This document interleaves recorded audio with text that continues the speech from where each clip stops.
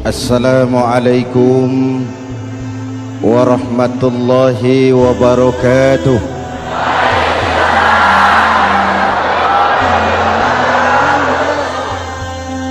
Hadirin yang saya hormati, kita memang setuju jangan terlalu mengadopsi siaran-siaran televisi dari luar. Kita harus punya filter, tapi pada sisi yang sama kita juga harus memperhatikan lapangan kerja buat rakyat kita ini. Walitukmilul iddata, sempurnakan jumlah bilangan hari puasamu. Kalau jumlah hari puasa sudah sempurna, tuntunan yang kedua dari Al-Quran, walitukabbirullah, hendaknya engkau agungkan nama Tuhanmu.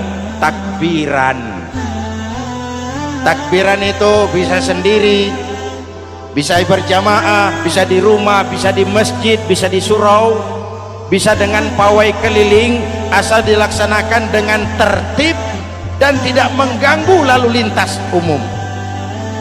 Prakteknya yang terjadi, pawai keliling itu mengganggu ketertiban umum, perang petasan, mengganggu lalu lintas. Terjadi macam ada yang takbiran bawa bendera partai. Innalillahi wa inna ilaihi raji'un.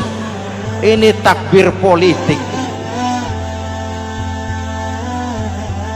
Hadirin yang saya hormati, kalimat takbir dalam kondisi kita, saya ingatkan kepada satu ungkapan Bung Tomo.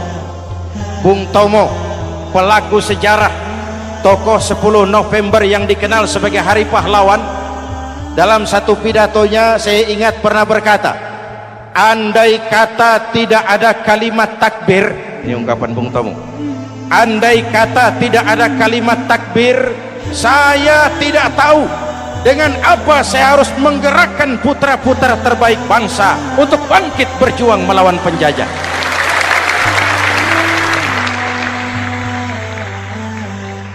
Ketika Allahu Akbar itu londo, kelihatannya kecil, meriam nggak meleduk. Dahulu orang-orang tua kita cuma ada dua kata, merdeka atau mati. Tidak berpikir nanti kalau menang dan merdeka saya jadi wali kota di mana.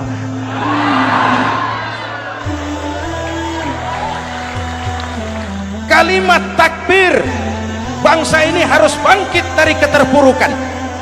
Bangsa ini harus bangkit mengejar ketinggalan-ketinggalannya.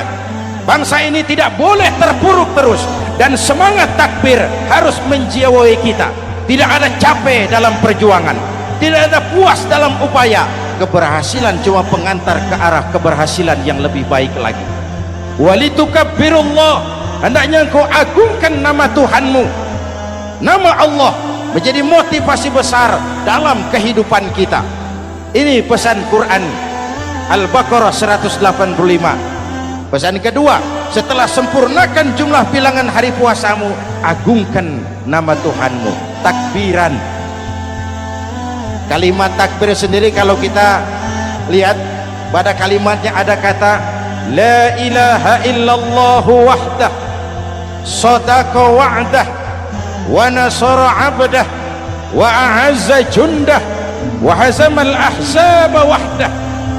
Tidak ada Tuhan selain Allah, esa, tidak beranak, tidak diperanakan, wahdah, tidak bisa diumpamakan dengan apapun. Sadaqa wa'dah, Allah yang maha menepati janjinya. Wa nasara abdah, Allah yang maha menolong hambanya. Kalau bukan kebesaran Allah, berat berjuang Ramadan ini melawan musuh yang tidak nyata. Puasa itu kalau olahraga golep. Benar Pak, kalau tinju lawannya kelihatan. Betul. Sepak bola musuh kelihatan, bulu tangkis kelihatan, golf siapa musuhnya? Itulah puasa, menghadapi musuh yang tidak kelihatan. Itu lebih berat daripada perjuangan mengangkat senjata, lebih berat daripada berjuang mengorbankan harta. Tapi kalau di bulan Ramadan saja Rasulullah menang dalam perang Badar, itu harus jadi sumber motivasi dengan kalimat takbir, dengan keagungan Allah, bangsa Indonesia harus bangkit dari keterpurukan. Ibu bapak hadirin yang saya hormati, jadi bukan akhir Ramadan lalu sibuk beli baju. Boleh, tapi bukan itu yang utama. Laisal id bilibasin jadid, walakinnal id bita'atin yazid. Idul Fitri bukan pakaian baru. Idul Fitri adalah ketaatan yang meningkat, yang telah ditempa, digojlok, digembleng oleh Ramadan. Jadi kalau Ramadan rajin baca Quran, lalu selesai Ramadan sayonara Quran, latihan tidak berhasil. Ramadan rajin ke masjid, selesai Ramadan selesailah ke masjid. Awal Ramadan full house sampai ke halaman, akhir Ramadan cuma imam berdua tikar. Masjid kembali senyap, padahal masjid adalah pusat kegiatan umat. Saudara lihat dari sejarah, ketika hijrah ke Madinah, Rasul singgah di Kuba. Apa yang beliau lakukan? Membangun masjid. Ketika sampai di Madinah, kesibukan pertama beliau apa? Mencari rumah dinas? Bukan. Kesibukan pertama beliau mencari lokasi di mana membangun masjid. Isra dan Mi'raj, perjalanan besar dimulai dari masjid ke masjid.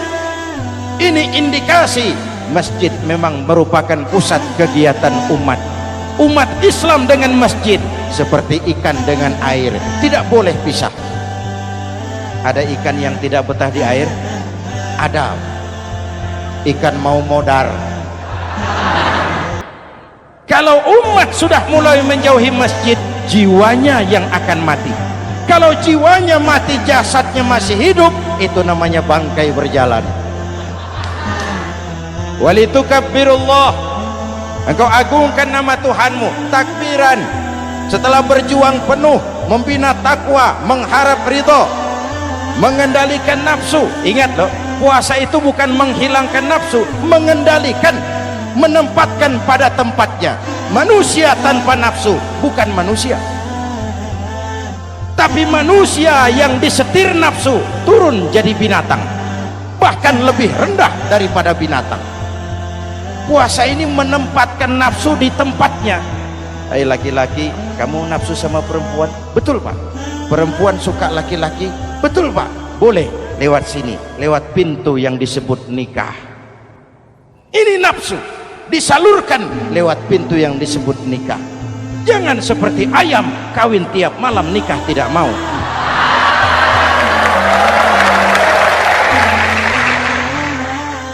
Hai manusia, nafsu kepada materi, kepengen kaya? Iya pak, boleh. Usaha yang halal, jual beli yang halal. Wa ahallallahu al-bai'a wa harrama riba. Allah halalkan jual beli. Jangan ingin kaya lalu makan renten, ingin kaya lalu korupsi, ingin kaya lalu buka peternakan tuyul. Manusia ingin berkuasa, boleh, tapi tetap punya etika dan moral.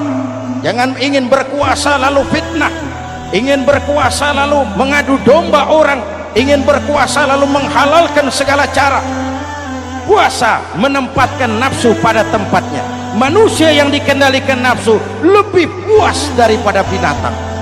Saya punya ungkapan lama, sepuas-puasnya kerbau makanannya tetap rumput. Saya belum pernah dengar ada kerbau terlalu puas lalu makan roti. Betul. Tapi manusia kalau sudah dikendalikan nafsu, manusia bukan cuma makan nasi, aspal, semen, kertas, minumnya solar, jauh lebih puas daripada binatang. Inilah puasa. Arep nguwong ke wong, agar manusia itu jadi dirinya, fitrahnya, jangan dikendalikan oleh nafsu. Kita ini sudah diciptakan fi ahsani taqwim. Hadirin, Yang ketiga, pesan Al-Baqarah 185 tadi. Setelah sempurna jumlah bilangan hari puasa, lalu mengumandangkan takbir, membayar zakat fitrah. Kenapa itu kita lakukan? Mengagungkan nama Allah. Ala ma hadakum. Agungkan nama Allah yang telah memberikan hidayahnya kepadamu. Masya Allah nih, hidayah, kita bersyukur. Hidayah ini hak prerogatif Allah, diberikan kepada siapa saja yang dikehendaki oleh Allah. Kita bisa lihat dalam sejarah, ada anak Nabi tidak mendapat hidayah, tidak terpanggil mengikuti kebenaran yang disampaikan oleh bapaknya, namanya Kan'an, putra Nabi Nuh. Ada ayah Nabi bernama Azar, ayah Nabi Ibrahim, putranya penegak tauhid, ayahnya produsen berhala. Ada istri Nabi, istrinya Nabi Lut, tidak mendapat hidayah, tidak terpanggil mengikuti kebenaran. Lalu Abu Jahal, Abu Lahab, paman Nabi, melihat Nabi, menyaksikan mukjizat, mendengar wahyu, melihat tutur kata Nabi, hidayah tidak datang kepada dia, maka mereka tidak terpanggil mengikuti kebenaran. Kita alhamdulillah keponakan Nabi saja bukan,